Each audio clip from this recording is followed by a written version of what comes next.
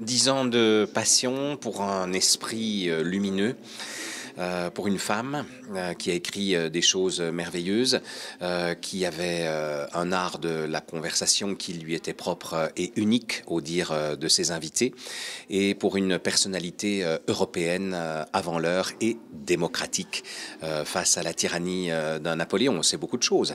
Tout ça à Coppet.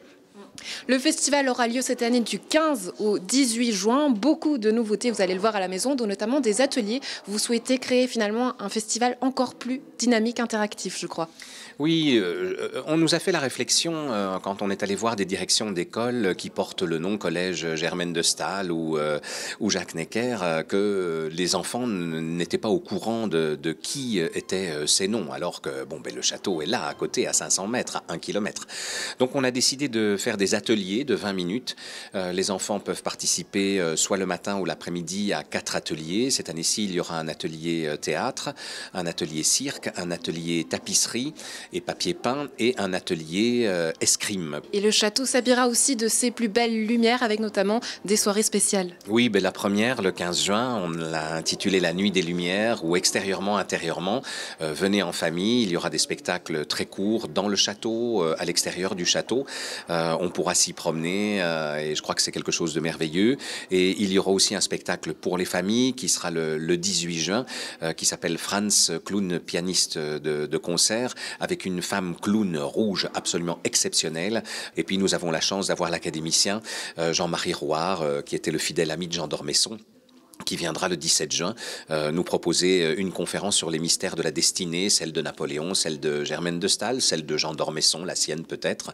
Nous dirons des textes et nous écouterons de la musique avec le quatuor Terpsichorde. Journée de conférence de presse où a priori on devrait faire la fête, puisqu'on fête cette année les 10 ans du festival de Madame de Staël. Pourtant, vous avez appris tout juste avant la conférence de presse une mauvaise nouvelle, laquelle? Oui, c'est une mauvaise nouvelle pour nous, puisque la commune de Coppet diminue sa subvention pour le festival de plus de 50%.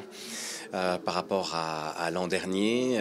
Nous, évidemment, on est en conférence de presse avec vous. Il est vrai qu'on ne s'attendait pas à cette nouvelle en guise de gâteau d'anniversaire. Pourtant, de l'autre côté, en tout cas du point de vue des communes, elles aussi doivent faire face à des baisses des coupes, on l'entend souvent, au sein du conseil communal. Donc finalement, ça peut paraître normal pour les communes de baisser dans la culture, de couper dans la culture. Je n'ai pas peur de le dire. La subvention que la commune de Coppet nous verse cette année-ci est de 10 000 francs. Est-ce que vous appelez ça de l'exagération culturelle par rapport aux contribuables? Je crois qu'il faut cesser de parler et de dire que la culture coûte cher. Elle apporte autre chose. Quand on parle vraiment de culture, quand on a Germaine de Staël dans ses murs, pourquoi ne pas l'honorer? L'Europe nous l'envie, l'Europe en parle. Donc je crois que là, le calcul est mauvais. Et nous n'avons pas un budget si gigantesque que ça, puisque notre budget tourne autour de 120 000 francs. Vous allez y venir à un budget de 120 000 francs pour le festival de Madame de Staël.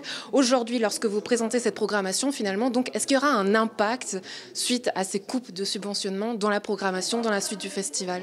La programmation, nous sommes jour de conférence de presse, elle aura lieu telle qu'elle est inscrite dans le programme. Ça, je puis le certifier. Donc, qu'est-ce qui va se passer? Les artistes toucheront moins, les personnes qui sont occupées du festival toucheront moins. Personnellement, ça fait 3 ans depuis le bicentenaire où ma direction artistique n'est pas payée. Mais j'ai la passion de Germaine de Staël, j'ai la passion de mon métier et je continuerai jusqu'au moment où ce ne sera peut-être plus possible. Mais j'espère que ce jour est encore lointain. Je vous rends votre liberté dans votre château de Coppet. Avouez-le, quel roman finalement que nos vies.